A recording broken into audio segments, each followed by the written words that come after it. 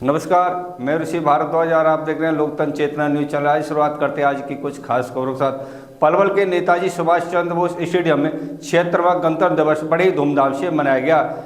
इस गणतंत्र दिवस में मुख्य अतिथि के रूप में केंद्रीय मंत्री विपुल गोयल मौजूद रहे और राष्ट्रीय ध्वज फहराकर परेड को सलामी दी। पलवल जिले में 76वां गणतंत्र दिवस समारोह बड़े धूमधाम से मनाया गया। शहर के नेताजी सुभाष चंद्र बोस स्टेडियम में जिला स्तरीय गणतंत्र दिवस समारोह का आयोजन किया गया। समारोह में राजस्व एवं आपदा प्रबंधन, शहरी स्थानीय निकाय तथा नागरिक उड्डयन मंत्री हरियाणा सरकार विपुल गोयल ने बतौर मुख्य अतिथि के रूप में शिरकत कर राष्ट्रीय धुन के साथ राष्ट्रीय ध्वज फहराया और भव्य मार्च पास्ट की सलामी ली। इस दौरान देशभक्ति से ओतप्रोत सांस्कृतिक कार्यक्रम भी आयोजित किए गए। इस अवसर पर राजस्व एवं आपदा प्रबंधन, शहरी स्थानीय निकाय तथा नागरिक उड्डयन मंत्री हरियाणा सरकार विपुल गोयल ने कहा कि 1950 में आज ही के दिन हमारा संविधान लागू हुआ था।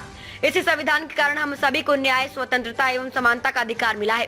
देश की आजादी के लिए अपने प्राणों को न्यौछावर करने वाले सभी ज्ञात अज्ञात बलिदानों के साथ साथ उन जाबाज जवानों को नमन किया जिन्होंने देश की रक्षा के लिए अपने प्राणों तक की बाजी लगा दी।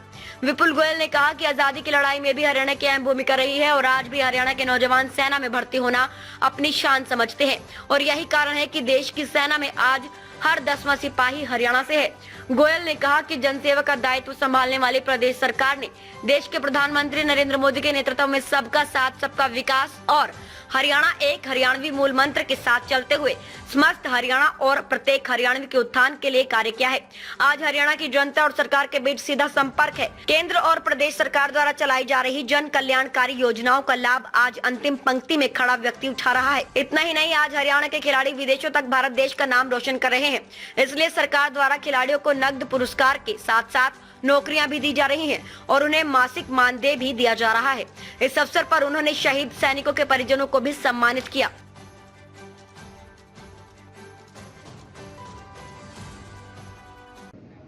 सभी को आज 76वें गणतंत्र दिवस की बहुत बहुत शुभकामनाएं देता हूं। मैं यहां पर उपस्थित सभी स्वतंत्रता सेनानियों का स्वागत एवं अभिनंदन करता हूं। आज मैं स्वतंत्रता संग्राम के अमर सेनानियों को भी नमन करता हूं, जिनके अमर बलिदान से हमें गणतंत्र दिवस मनाने का आज एक गौरवशाली अवसर प्राप्त हुआ है। 75 वर्ष पहले सन 1950 में आज ही के दिन हमारा संविधान लागू हुआ था। इसी संविधान के कारण हम सभी को समान न्याय, स्वतंत्रता एवं समानता का अधिकार मिला। आज इस अवसर पर मैं बाबा साहब भीमराव अंबेडकर सहित संविधान सभा के तमाम सदस्यों को नमन करता हूं, जिनकी बदौलत ही भारत आज विश्व का सबसे बड़ा लोकतंत्र व गणराज्य देश कहलाता है।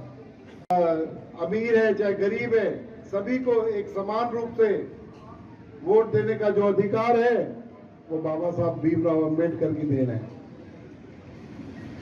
वह भी बाबा साहब उन्हें भारत के संविधान का मसौदा तैयार करते समय ऐसे भारत की कल्पना की थी जहां सभी लोग खुश हों, सभी को इंसाफ मिले और सभी को बराबर के हक मिले।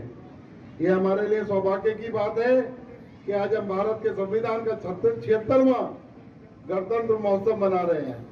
इस दिन देशवासियों को एक मजबूत राष्ट्र के रूप में आगे बढ़ाने के लिए साहस और प्रेरणा देता है। इस दिन हम उन महापुरुषों को भी याद करते हैं जिन्होंने भारत को स्वतंत्रता दिलाने और भारतीय संविधान को लागू करने में महत्वपूर्ण भूमिका निभाई। देश को आजादी दिलाने के लिए राष्ट्रपिता महात्मा गांधी, नेताजी सुभाष चंद्र बोस, लाला लाजपत राय, सरदार वल्लभ भाई पटेल, डॉक्टर राजेंद्र प्रसाद, पंडित दीनदयाल उपाध्याय जैसे महापुरुषों और स्वतंत्रता सेनानियों ने कड़ा संघर्ष किया। शहीद भगत सिंह, राजगुरु, सुखदेव, चंद्रशेखर आजाद और उधम सिंह जैसे क्रांतिकारियों के बलिदानों के कारण ही आज हम खुली हवा में सांस ले रहे हैं। हमारे महान स्वतंत्रता सेनानियों ने भारत में पूर्ण स्वराज के लिए लंबे समय तक संघर्ष किया है। उन्होंने ऐसा इसलिए किया ताकि उनकी आने वाली पीढ़ियां किसी की गुलाम बनकर न रहे और स्वतंत्र रूप से अपने अधिकारों का निर्वहन कर सकें। आजादी की लड़ाई में हरियाणा प्रदेश की अहम भूमिका रही है।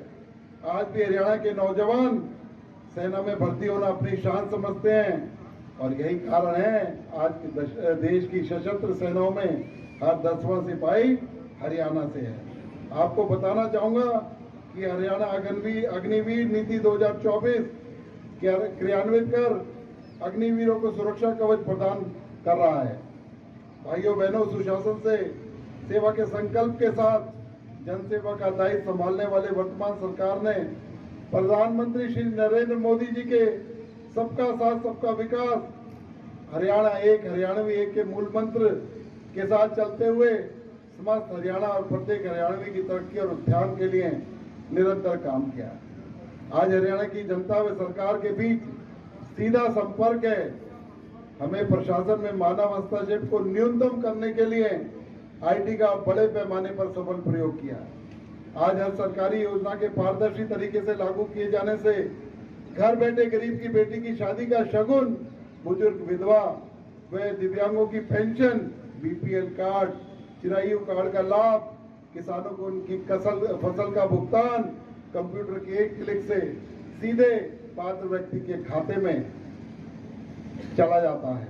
नगद पुरस्कार देने के साथ साथ नौकरियां भी दी जा रही हैं। अवार्ड पाने वाले खिलाड़ियों को मासिक मानदेय भी दिया जा रहा है। पेरिस ओलंपिक 2024 में हरियाणा के खिलाड़ियों ने देश का प्रतिनिधित्व किया था, जिसमें भारत के 6 पदकों में से 5 का योगदान हरियाणा के खिलाड़ियों को मिला है। इससे पहले टोक्यो ओलंपिक 2020 में हरियाणा के 30 खिलाड़ियों ने भाग लिया, जिसमें भारत द्वारा जीते गए 7 पदकों में से 4 पदक हरियाणा के खिलाड़ियों ने हासिल किए। हमारे खिलाड़ी अंतर्राष्ट्रीय खेल प्रतियोगिता में लगातार पदक जीतकर हरियाणा का गौरव बढ़ा रहे हैं। हरियाणा खेलों का अब पावर हाउस बन चुका है। एशियाई खेलों में हरियाणा का प्रदर्शन शानदार रहा। हाकियो एशियाई खेल